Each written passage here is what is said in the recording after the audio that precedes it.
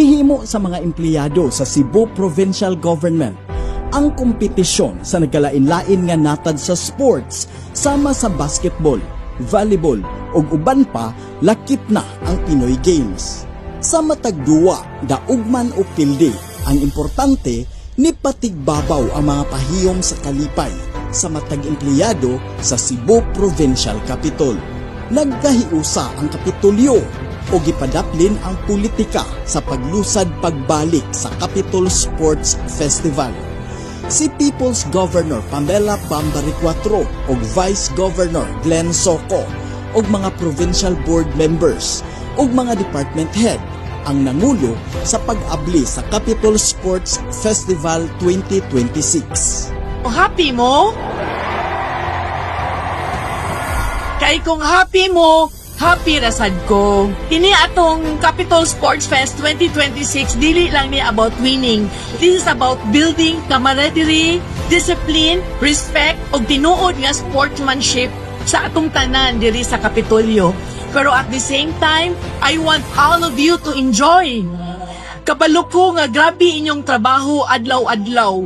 So karong panahon po ninyo to have fun, to connect, ug mag-enjoy ta together.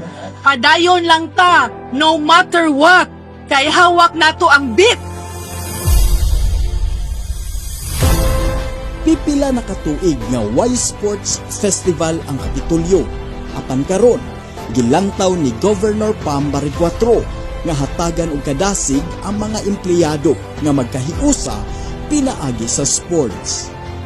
Daghan sa mga empleyado ang nalipay sa initiative ni Governor Pambari IV nga gihatagan og kadasig ang mga empleyado nga malinawon ang paghuna-huna, way stress, aron sila mahimong mas aktibo sa ilang trabaho sa pagserbisyo sa katawhan. Sports is good. It's a way to bring people together. You get to know other people. Bisag ako, no? Bisag legislative ako. I'm not really familiar with the other departments. Good. So at least it's a very big community naman good. So at least here we get to introduce ourselves. And it's good for mental health also. Umayo jud kay at least kuan na po ma-unite na sa legislative, executive, unya ang mga staff. Kasi have look around the nindot kayo, colorful kayo. Good move sa kung iwan mo yung kanang usas pamaagi ni sa pag create camaraderies for the all employees of the teatro. Simple, what's that? Toting healthy load ka. Yes, maayo ni cause ko ani one recreation bitaw na we have been doing mga hard work, paperworks, at least na ma-unwind ang mga empleyado. Nahugyaw ang Cebu Coliseum, naglanog-lanog ang mga katawa ug mga pagakpak sa kalipay sa matag empleyado nga proud nga ni suporta sa matag team sa mga department. Dihang may pasundayag sa chair dance competition ug pagpasundayag sa mga muses.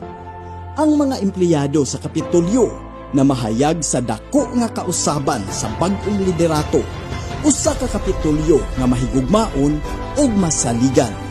Ako si Monching Auxtero.